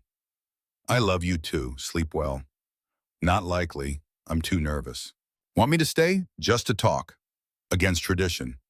Since when do we care about tradition? Good point. They spent the night talking about everything and nothing. about their fears for tomorrow, their hopes for the future, the absurdity of formal ceremonies, about the bakery in Millcrest and whether they could actually make the dual life arrangement work, about children, whether they wanted them, what it would mean to raise half-human, half-orc children in a world that didn't quite know how to accept them yet. "We'll figure it out," Rask said finally, as dawn started to lighten the sky. "Everything, one step at a time. Together. Always together." The wedding day arrived with perfect weather. Clear skies, warm sun, a gentle breeze that made the banner snap cheerfully above the palace. Alara woke early, was immediately surrounded by Marin and Lyra and half a dozen other attendants who descended like a very organized swarm. They did her hair, her makeup helped her into the dress, adjusted everything 17 times until it was perfect. When Alara finally looked in the mirror, she barely recognized herself. She looked regal, powerful, like someone who belonged in a palace. "You're beautiful," Marin said softly. "Truly. I feel like an imposter." Everyone feels like an imposter on their wedding day. That's normal. A knock at the door. Commander Thara entered, looking uncomfortable in formal attire rather than her usual armor. "The king sent me to escort you," she said. "He thought you might appreciate a friendly face." "I do, thank you." They walked through the palace corridors together. Alara could hear the crowd gathering, hundreds of voices, music, the rustle of formal clothing. "Nervous?" Commander Thara asked. "Terrified." "Good. Shows you're taking this seriously." The commander paused. "For what it's worth, I approve of this marriage. Rask needs someone who won't let him wallow in self-pity. You're good for him." "That might be the nicest thing you've ever said to me." "Don't get used to it. I have a reputation to maintain." The throne room was packed. Every noble in the kingdom seemed to be present, along with representatives from human territories, even a small delegation of elves who'd come out of curiosity. The crowd parted as Alara entered, creating a path to the front where Rask waited. He was wearing formal armor, not practical battle armor, but ceremonial pieces that had been in his family for generations.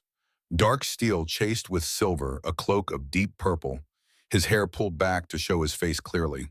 He looked like a prince from old stories, strong and noble and impossibly handsome.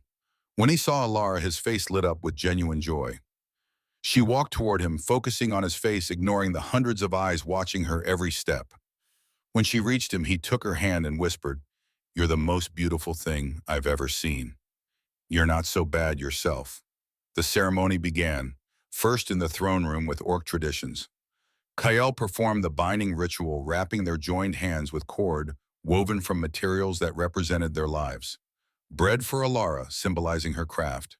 Steel for Rask, symbolizing his strength. The cord was tied in a complex knot that neither could undo alone. "Two lives bound," Kael intoned. "Two strengths joined. Two hearts made one. Witnessed by kingdom and king, this union is blessed." Then they processed to the human temple in the valley. It was a beautiful building, stone and stained glass, built 2 centuries ago when humans first settled this region. A human priest, Father Benedict, who'd made the journey from Millcrest specifically for this ceremony, performed the second half. Vows were spoken, rings exchanged, promises made before gods and witnesses. "Do you, Alara Vance, take this man as your husband, to stand beside him in joy and sorrow, in peace and conflict, in all the days of your life?" "I do." "Do you, Rask Stoneborn, take this woman as your wife, to honor her strength, cherish her spirit, and build a life together that transcends the boundaries of your birth?" "I do. Absolutely I do." Laughter rippled through the crowd. Even Father Benedict smiled. "Then by the power vested in me, I pronounce you husband and wife. You may kiss." Rask pulled Alara close and kissed her. The crowd erupted in cheers, human and orc voices joining together in celebration. When they pulled apart, Alara whispered, "We did it. We're married, actually married. No takebacks now. Wouldn't dream of it." The feast afterward was magnificent. Tables laden with food from both cultures. Music that blended orc drums with human strings.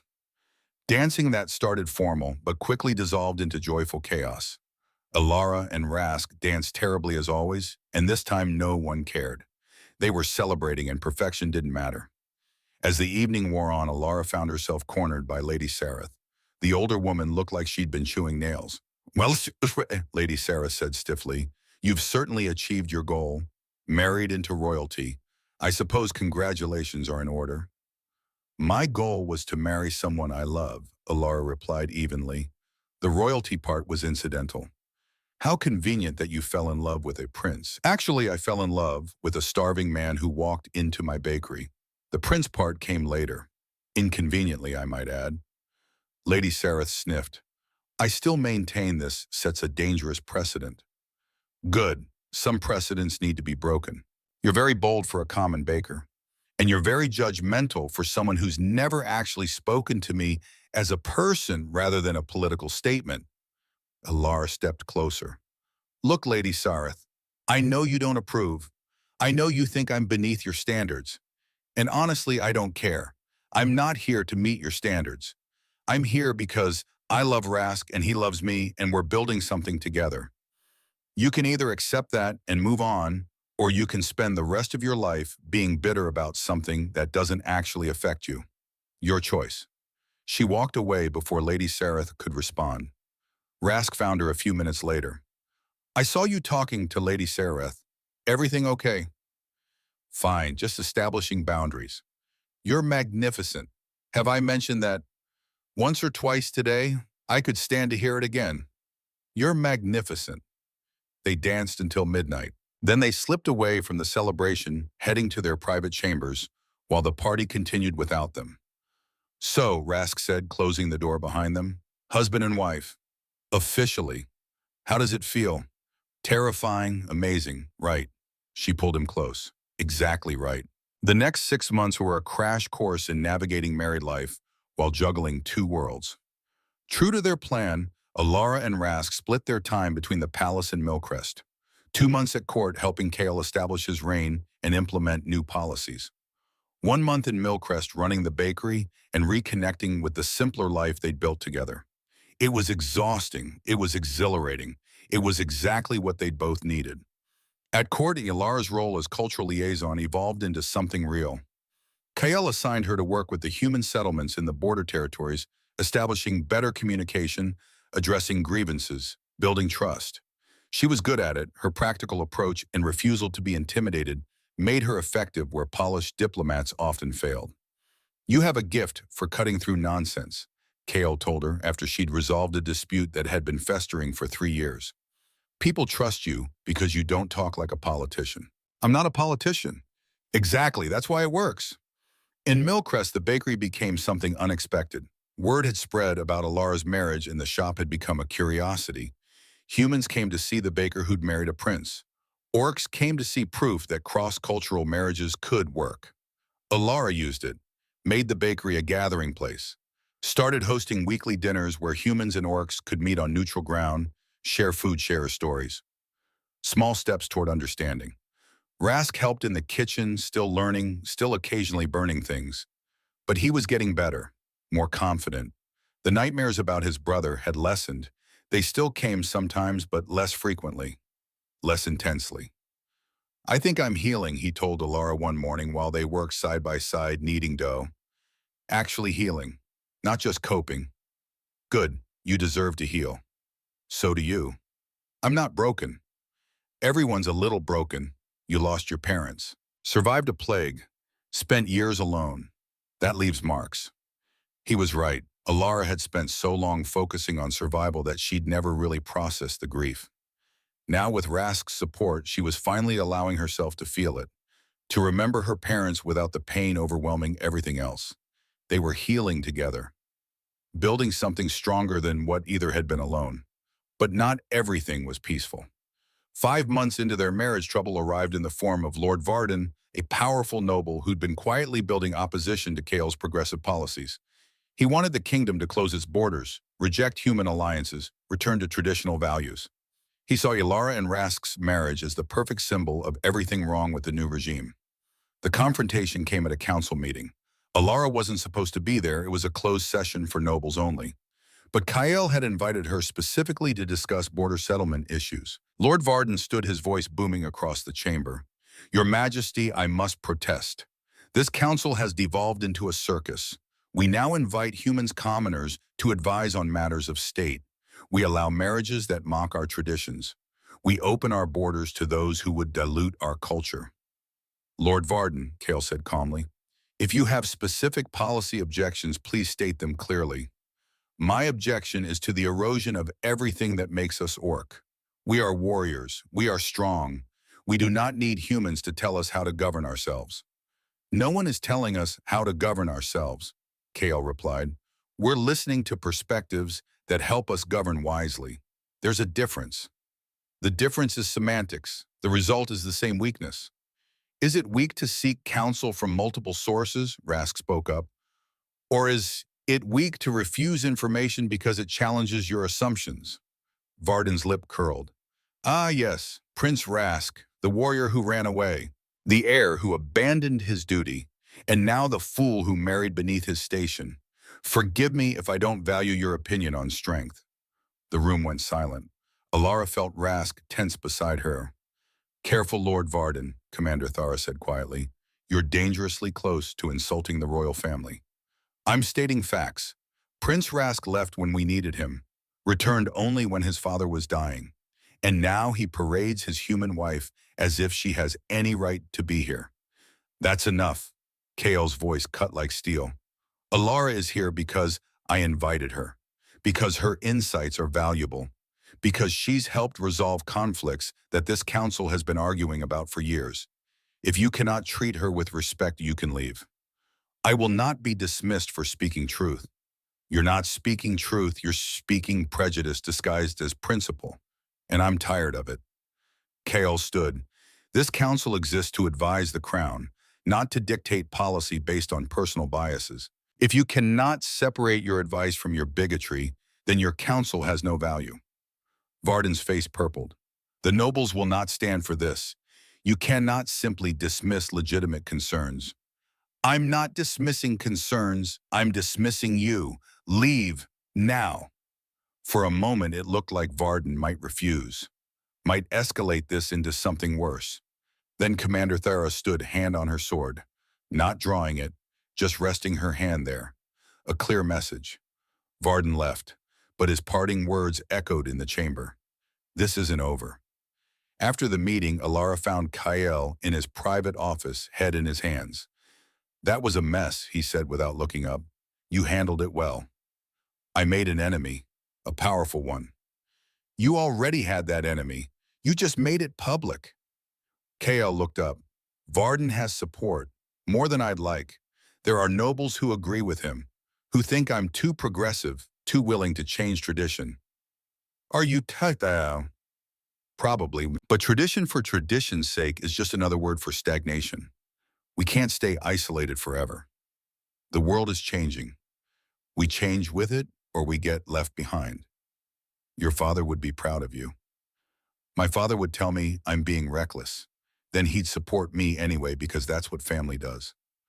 Kael smiled slightly. Thank you for being here, for not backing down when Varden went after you. I've dealt with worse in Millcrest. At least here people use actual words instead of throwing rocks through my window. Did someone throw rocks through your window? Once, during the plague, some people blamed me for bringing the sickness because I'd helped orc traders. I nailed boards over the window and kept baking. Eventually they gave up. You're tougher than you look. I'm exactly as tough as I look. You all just don't know what to look for. The situation with Lord Varden escalated over the next month. He began holding private meetings with sympathetic nobles, spreading rumors about Kael's incompetence, questioning the legitimacy of decisions made under human influence. Alara became a particular target. Stories circulated about her that she was manipulating Rask, that she was a spy for human kingdoms, that her marriage was a political scheme to weaken the orc throne. We should do something, Rask said, after a particularly vicious rumor suggested Alara was using human witchcraft to control the royal family. Like what? Alara asked. Dignify these idiots with a response. They're making you into a villain. Let them. Anyone with half a brain knows it's nonsense, Viennas. But what about people without half a brain? There are a lot of them. Fair point. Chief Advisor Brennan called a strategy meeting. Alara, Rask, Kael, and Commander Thara gathered in a secure room. Varden is building towards something, Brennan said. He's too smart to just spread rumors without an end goal. I think he's planning to call for a vote of no confidence in the king. Can he do that? Rask asked. Technically, yes. If enough nobles support it, they can petition for a leadership challenge.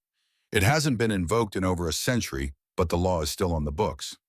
And if they invoke it, Kale asked, then you'd face a formal challenge, either through single combat, unlikely given your skill, or through a vote of the noble assembly. If you lose, you'd be forced to abdicate. The room went silent. We need to undercut his support, Commander Thara said finally. Find the nobles who are on the fence. Show them why Varden's wrong. How? Alara asked. Everyone looked at her. You're the proof, Brennan said. You're a human who's earned respect through competence. You've resolved disputes, improved relations with border settlements, and you've done it all while being exactly who you are. If we can show the nobles that cross-cultural cooperation works in practice, not just in theory, we undermine Varden's entire argument. So I'm the political prop. You're the evidence. There's a difference. Not much of one from where I'm sitting. But will you do it? Kale asked. Will you help me fight this vow? Alara looked at Rask. He squeezed her hand but didn't speak. This was her choice. What exactly would I have to do? She asked. Be visible. Attend functions. Show nobles what you've accomplished. Let them see that you're not a threat, you're an asset. I hate functions. I know, but you're good at them anyway. Fine, I'll be your political prop, but I'm doing it my way. No pretending to be someone I'm not. No putting on airs. They get the real me or they get nothing. That's all I ask. The campaign began immediately. Alara started attending more court functions, not just formal dinners, but actual working sessions. She presented reports on border settlement improvements, showed real data on how cooperation with human communities had increased trade by 18%, demonstrated practical results, not just idealistic theory. Some nobles were convinced. Many remained skeptical. But at least they were listening. The breakthrough came from an unexpected source. A food shortage hit the eastern provinces, combination of bad weather and mismanaged supply chains. The region was on the verge of famine. The council was debating solutions, but everything they proposed was either too expensive or too slow. Alara, sitting quietly in the corner during one of these debates, finally spoke up. This is a logistics problem, she said, not a production problem. Explain, Kale invited. The eastern provinces grow grain, the northern provinces raise livestock. But the infrastructure to move food between them is terrible. Half the grain rots in storage because there's no way to transport it efficiently. Meanwhile, people in the east starve while there's excess food 300 miles away. We know this, Lord Varden said dismissively. The solution is to improve roads. But that takes years and resources we don't have. Roads aren't the only solution. Rivers exist. The Silver Flow runs directly from the northern provinces through the eastern territory. Use barges, faster than carts, cheaper than building roads, and we can start immediately.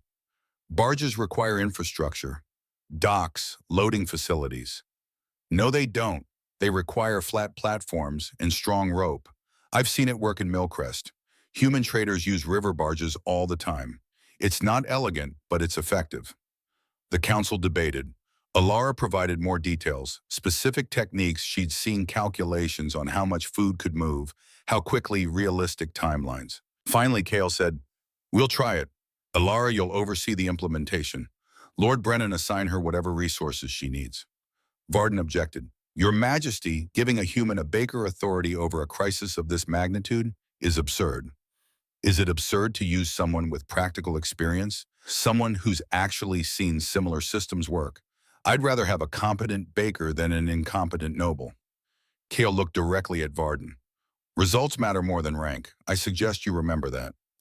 Alara spent the next 6 weeks in the eastern provinces. It was grueling work, organizing labor, overseeing barge construction, negotiating with local leaders who resented taking orders from a human, solving problems as they arose, and there were many. But it worked. Food started moving, starvation was averted. Within 2 months, the eastern provinces were stable again. When Alara returned to the palace, she was exhausted, dirty, and triumphant. Kale held a formal reception to honor her work. Half the noble council attended, including notably several who'd been sympathetic to Varden. You saved thousands of lives, Kale said publicly, through practical thinking, hard work, and refusal to be limited by conventional wisdom. This is exactly the kind of leadership our kingdom needs. Applause rippled through the chamber. Not universal, some nobles still looked skeptical, but enough to matter. After the reception, Lord Varden cornered Alara in a corridor. "Congratulations," he said. His tone was hard. "You've won this round."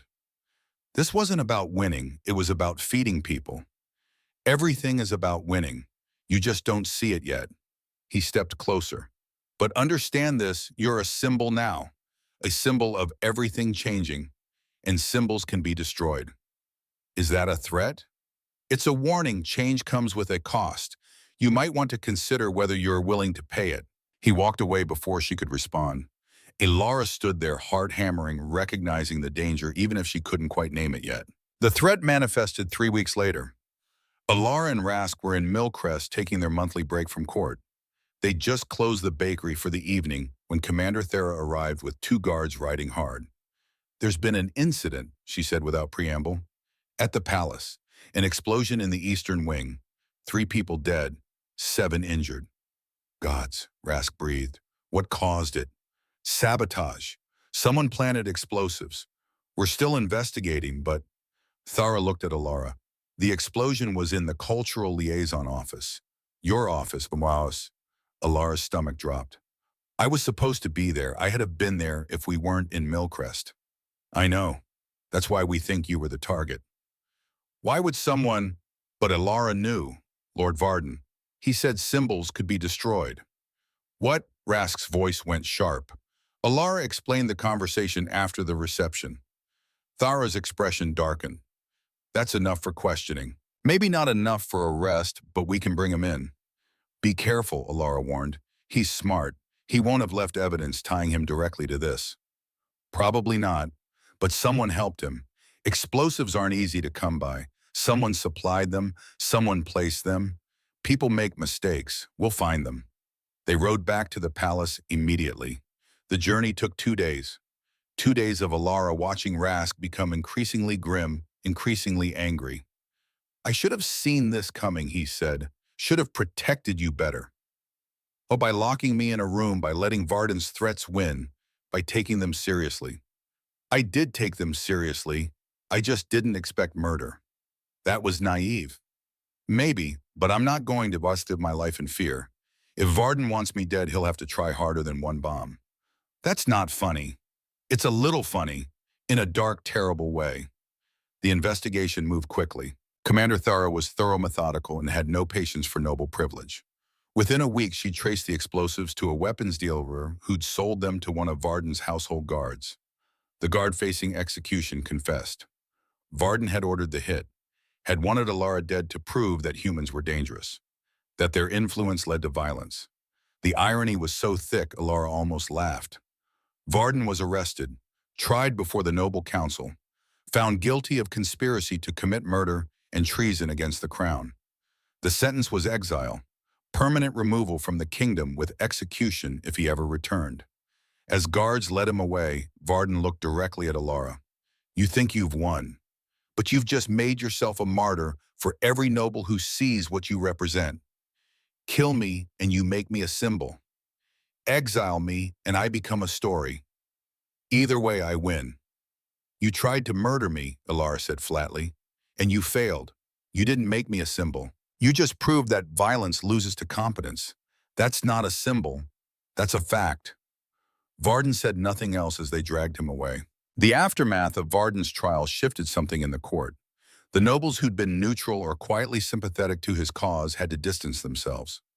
No one wanted to be associated with attempted murder, and the nobles who'd supported Kyle and his reforms found new confidence. For Alara, it meant a strange kind of acceptance. She was no longer just Rask's wife or the human who'd married a prince. She was the woman who'd survived an assassination attempt and kept working anyway, who'd faced down a conspiracy and emerged stronger. Respect in the Orc court came from surviving adversity. She'd passed the test. "How do you feel?" Rask asked her one evening, weeks after the trial. They were in Millcrest again, sitting on the back steps of the bakery, eating bread that Rask had made himself, only slightly burned. "Strange," Alara admitted. "Someone tried to kill me, I should be traumatized, but mostly I'm just angry and tired. That's normal. Is it I feel like I should be falling apart? You process trauma differently than me. I internalize. You externalize. Neither is wrong. When did you get so wise about emotional processing? Palace Library has a surprisingly good psychology section. I've been reading. They sat in comfortable silence, watching stars emerge in the darkening sky. I've been thinking, Alara said eventually, about the future, about what we're building, and and I think we should expand. Make the bakery a real cultural center, not just dinners once a week, but classes. Orc language lessons for humans, human cooking classes for orcs, art exchanges, music. Make it a place where people come to understand each other. That's ambitious. It's necessary. Varden wasn't wrong about one thing. I am a symbol. Might as well use that for something positive. You want to turn our bakery into a political statement. I want to turn our bakery into proof. Proof that different cultures can not just coexist, but enrich each other. Rask thought about this. It'll be expensive, time-consuming, probably frustrating as hell. Probably. I love it, and let's do it. They started small, added language classes twice a week, brought in a human musician to teach orc students, invited an orc storyteller to share traditional tales with human children. It grew organically. Within 6 months, the bakery was hosting events almost daily. Within a year, they had to expand the building to accommodate everyone. And through it all, they kept baking, kept making bread, because bread was the foundation, the simple, honest thing that had brought them together in the first place. 2 years into their marriage, Alara discovered she was pregnant. The news came as a shock. They talked about children abstractly, but had never seriously planned for them. The idea of raising a half-human, half-orc child in a world that barely accepted their marriage felt overwhelming. Are you sure? Rask asked when she told him. The healer confirmed it yesterday. I'm about 8 weeks along. How do you feel? Terrified, excited, nauseous, mostly nauseous. Those are a lot of feelings. I'm growing a human. Multiple feelings are expected. They sat together in their rooms processing. Then Rask asked, do you want this, the baby? Yes, I think yes. Do you? Yes, definitely yes. But I'm scared about what it means for the child, for us. Me too. They talked late into the night about logistics, where they'd raise the child, how they'd split time between Millcrest and the palace. About politics, what it would mean to have a half-orc heir in the royal family. About practicalities, whether the child would be more orc or human, what health complications might arise from mixed heritage. But beneath the fear and the planning, there was excitement, real genuine joy at the thought of creating a family. Kyle was thrilled when they told him, I'm going to be an uncle. This is excellent. I'll teach them to read, and sword fighting, and how to navigate court politics without wanting to stab everyone. That last one will be very useful, Alara said dryly. The pregnancy was difficult. Morning sickness lasted well into the 5th month.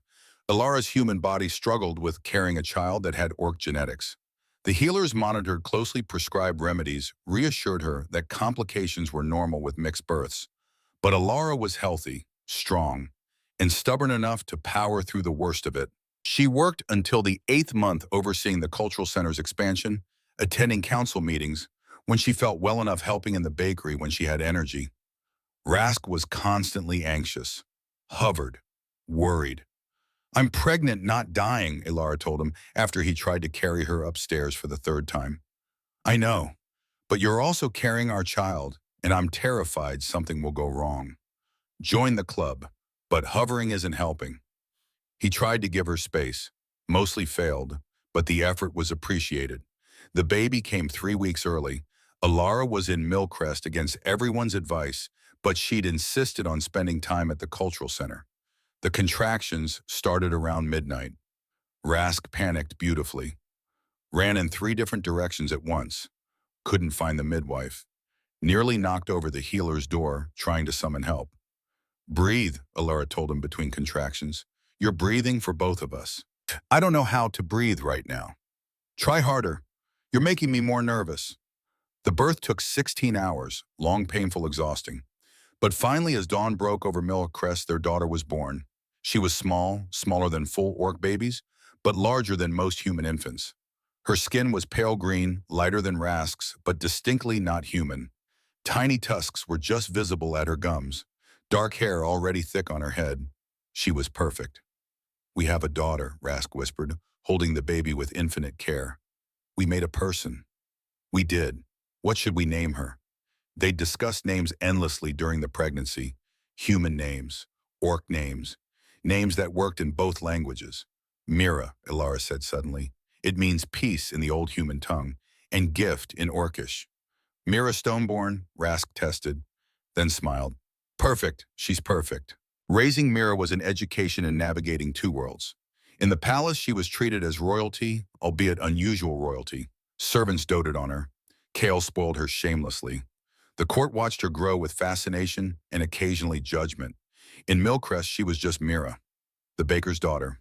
She played with human and orc children alike, learned to make bread before she could read, absorbed the casual integration of cultures that the town had built. She was brilliant, curious about everything, asked endless questions in two languages, often in the same sentence. By age 3, she could speak fluent Human Common and Orcish. By 5, she'd learned to read in both scripts. By 7, she was helping in the bakery and sitting in on cultural center classes. She was also stubborn, opinionated, had inherited Alara's directness and Rask's intensity. "She's going to be terrifying as a teenager," Commander Thera observed when Mira at age 8 argued with a visiting noble about trade policy and won. "She's terrifying now," Alara replied. "We're just managing it carefully." But the truth was they were immensely proud. Mira represented everything they'd fought for, proof that different worlds could merge, that children of mixed heritage could thrive. Not everyone agreed. There were incidents. A human child in Millcrest called Mira a freak when she was 6.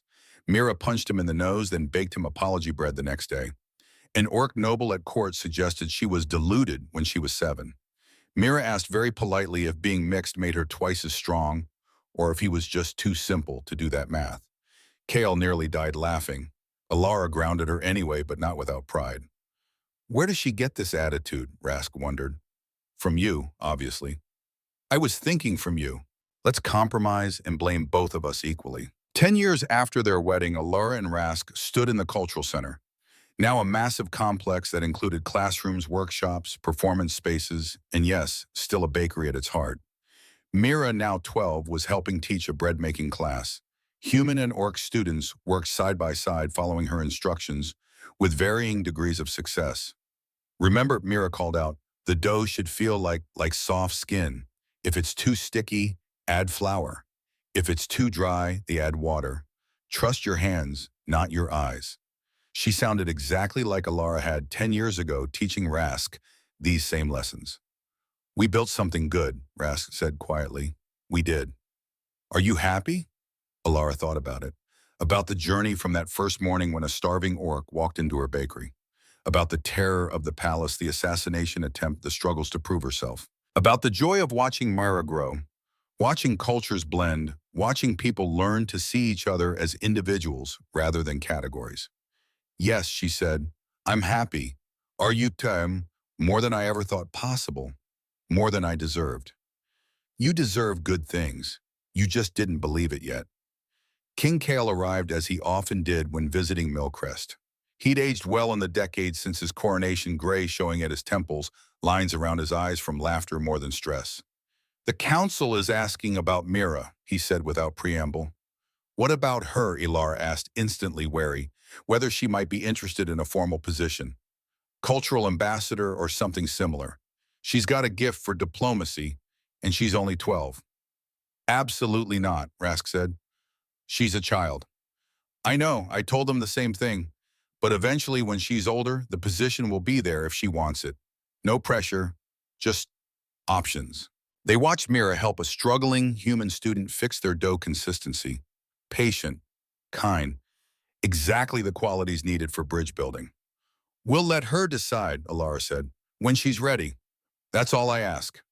That evening, after the classes ended and the center closed, the three of them, Alara, Rask, and Mira, sat in the bakery kitchen, the same space where it had all begun. "Tell me again how you met," Mira demanded. She'd heard the story dozens of times, but never tired of it. "Your father walked in looking like death," Alara began. I was dignified, Rask protested. You were starving and stubborn. Dignified, starving, Mira giggled. And then, and then your mother gave me bread, changed my whole life with one piece of burned bread. It wasn't burned, the crust was just well done. They told the story together, adding details, correcting each other, laughing at the memories. Outside, Millcrest settled into evening quiet. Above them, stars appeared in a darkening sky. And inside the bakery that had become a symbol of something larger than itself, three people, human orc, and the beautiful combination of both sat together in the warm smell of bread and new beginnings. What's your favorite part of the story? Mira asked when they finished. The part where your mother agreed to come to the palace, Rask said. That took more courage than I ever had. The part where we decided to build this place, Alara said, turn something small into something meaningful. I like the bread part, Mira announced, because bread is important. It feeds people, brings them together. You can't build bridges on empty stomachs. Alara and Rask looked at each other over their daughter's head. She's definitely ours, Rask said. Unfortunately for the world, Alara agreed. They stayed there until late, baking bread for tomorrow, telling stories from the past, dreaming about the future. Because that was what they did, what they'd always done. They built bridges one loaf at a time. They proved that different worlds could merge. They showed that love was stronger than prejudice, that kindness mattered more than rank, that the simple act of feeding someone when they were hungry could change everything. And they did it together. Always together, the end.